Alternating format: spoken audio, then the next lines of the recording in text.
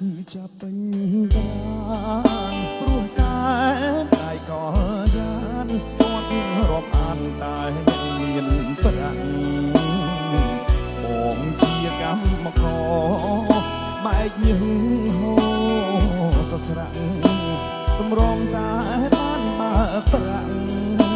មកដាក់ជាជំនួនស្នេហ៍បងស្នេហ៍អូនមុនដើមទុនមិនដល់គ្មានប្រាក់មកអំកលអង្គុសលម្ដាយអូនកែប្រាព្រមឲ្យយ៉ាងក្រោយគេជាកូនថៅការផ្ដាច់បងពីមានស្នេហ៍ឲ្យពីជាយ៉ាង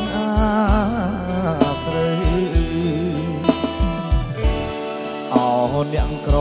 តូចទៀបណាដូចខ្ញុំ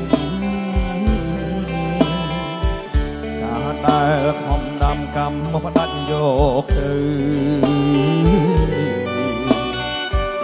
ពេលដែលរថយន្តចេញពីអូជ្រៅបងឃើញស្រស់ពីទៅនៅក្នុងរោងការគូថ្មីអក្ខរាលីស្រីសេរីសោភ័ណ្ឌផ្ដាំតាមអ្នករំពុនសូមទុកគ្រាន់ជាចំណងដៃបនដាំដៃអូ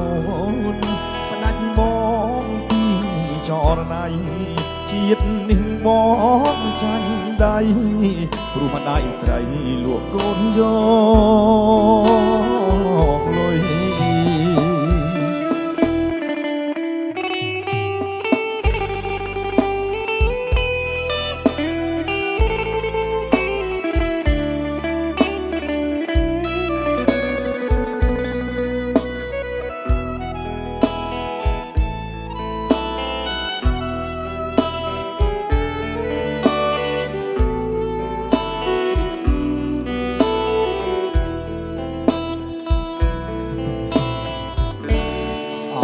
អ្នកក្រតូចទៀតមកដូចខ្ញុំកាលដែលខំដាំកម្មមកផ្ដាច់យកទៅពេលដែលរថយន្តចេញពីអូជ្រៅបងឃើញស្រស់ពីលពៅនៅក្នុងរោងការគូថ្មី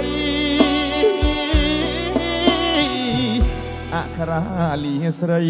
សេរីសោភ័ណ្ឌផ្ដាំតាមអ្នករត់គុណសូមទុកគ្រាន់ជាចំណងដៃបនដាំដៃអូនផ្ដាច់បងពីចរណៃជាតិនេះបងចាញ់ដៃព្រោះម្ដាយថ្លៃលួចកូនយ